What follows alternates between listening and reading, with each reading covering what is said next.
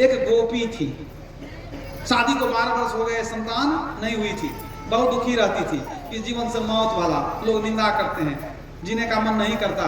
मन हुआ कि हम शरीर को खत्म कर लें। फिर याद आ गई हमारे बाल सखा भगवान कृष्ण हैं, काहे न मिल लें, कहीं उनकी कृपा हो जाए, संतान हो जाए तो दुख दूर हो जाएगा। वो चली गई भगवान कृष्ण के पास, कुछ लाई थी फल मिठाई आदि, तो कुछ चढ़ाई वहाँ वो लेकर आई थी भगवान कृष्ण के पास। और वो कहती है कि ऐसे ऐसे हमको बहुत दुख है। उन्होंने भगवान कृष्ण ने स्वागत किया, खिलाया पिलाया, पूछा कि कैसे आना हुआ। तो गोपी कहती है कि हम संतानहीन हैं, आपको आशीर्वाद देना है, हमारा व्यवस्था कर दीजिए, हम संतान चाहते हैं, बहुत कलंकित जीवन है, इसमें जीने का की इच्छा नहीं होती है। भगवान कृष्ण ने कहा तेरा काम हो जाएगा। कहा कैसे हो जाएगा, तो बताइए कुछ, आप कह ही दीजिए। कहा नहीं हम नहीं कह देंगे, एक काम करो, यमुना नदी के किनारे में दुर्वासा मुनि रहते हैं और उनके पास तुमको जाना पड़ेगा, और हमको इतना जो लेकर आई है हमको ये सब मत दो, तुम भी ले जाओ बढ़िया से, उनको चढ़ाना।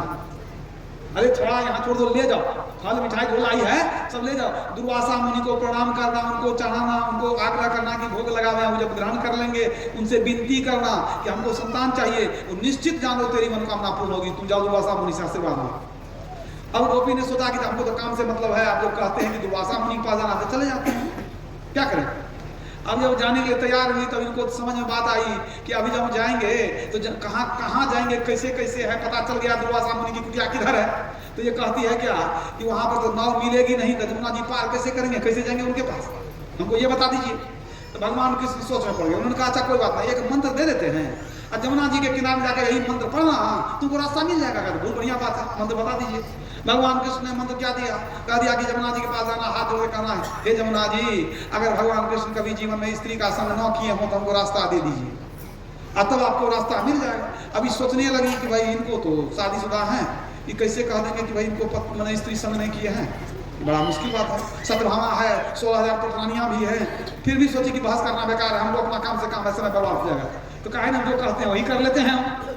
बस वहाँ से चले आए, बस नहीं की, जमुना जी में पानी कम ही था लेकिन जाती कैसे, वहाँ जाके हाथ जोड़ के कहती है जमुना जी, भगवान कृष्ण अगर जीवन में कभी स्त्री संग न किए हों तो आप हमको रास्ता दे दीजिए। जैसे उन्होंने कहा पानी धीरे धीरे नीचे आ गया, पानी कम था ही, और वो ऐसा हो गया कि आराम से पार कर गए, पार तो चली गई। अब इसके मन में होने लगा भगवान कृष्ण कौन लीला करते हैं, क्या उल्टा पुल्टा पढ़ा दिए इनको। अब देखिए रास्ता भी मिल गया हमको, आश्चर्य की बात है। वहाँ जब गई तो जितना फल मिष्टान लाई थी दुर्वासा मुनि के चरण में चढ़ा करके प्रणाम करती है। दुर्वासा मुनि ने कहा कि कहो कैसे आना हुआ। उन्होंने कहा हम संतानहीन हैं, आपकी कृपा हो जाए, आशीर्वाद मिल जाए, हमको संतान चाहिए। तब दुर्वासा मुनि सोचने लगे कि हाँ जंगल में कहाँ भटक के आ गई है, मन में हो गया कोई सिखा पढ़ा के भेजा इसको। उन्होंने कहा तुमको कौन भेजा है, बताओ जल्दी से। तब वो कहती है भगवान कृष्ण भेजे हमको। दुर्वासा मुनि के हम सब समझ रहे थे, उन्हीं की लीला है, जैसे वैसे इसी लीला करते जो सोच भी नहीं हो सकता। अरे वो तो कह देते कि जाओ हो जाएगा तो हो जाता, कह देते तुमको, वो तुमको ही परेशान किए।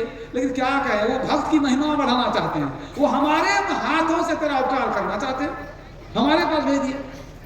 अच्छा ठीक है। अब उनको आग्रह करने लगी कि भोजन कर लीजिए, लाई थी जो सब, खूब बढ़िया से भोजन किए, भर पेट भोजन कर लिए दुर्वासा मुनि। एकदम भोजन करने के बाद डकार भी हमने बहुत बढ़िया से आनंद से भोजन किए। इसके बाद कह दिए मस्त तू जाओ, तो चिंता नहीं करो, जब भगवान भेज दिए तो उनका काम कहीं नहीं हो, जाओ संतान हो जाएगी तुमको, जाओ। अब वो जब आशीर्वाद दे दिए वहाँ से वो चली, तो चल गई थोड़ी दूर, फिर याद पड़ गया कि अब हम पार कैसे होंगे, उधर से तो पार हो गए, इधर से पार कैसे होंगे।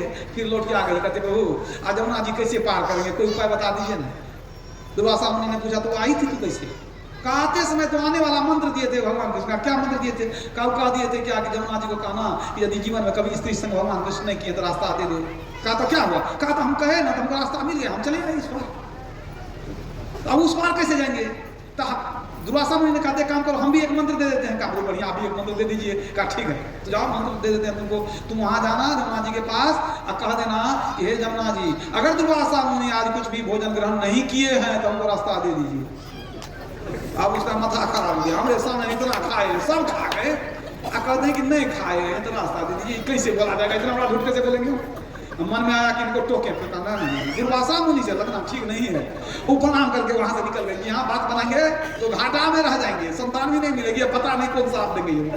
कि चाहे तो हमको चुचुंदर बकरी कुछ बना दें, क्या ठिकाना है। बहुत मैंने क्या कहते हैं कि शक्ति प्राप्त है, इनको सिद्धि प्राप्त है। योग है कर्म सुकौशलम, भगवान कृष्ण ने कहा कर्म करने की कुशलता को योग कहते हैं। कर्म करने में भी कुशलता है, शुभ कर्म ही करिए, लेकिन उस कर्म को करने का तरीका यह है कि उसमें आसक्ति नहीं रखिए, तब देखिए क्या फल होगा, बहुत उत्तम फल होगा। आसक्ति नहीं होनी चाहिए, भोग की भावना नहीं होनी चाहिए। आप खाना खाते हैं शरीर की रक्षा के लिए खाइए, भोग के लिए मत खाइए, तब देखिए उसका और भी फल मिलेगा।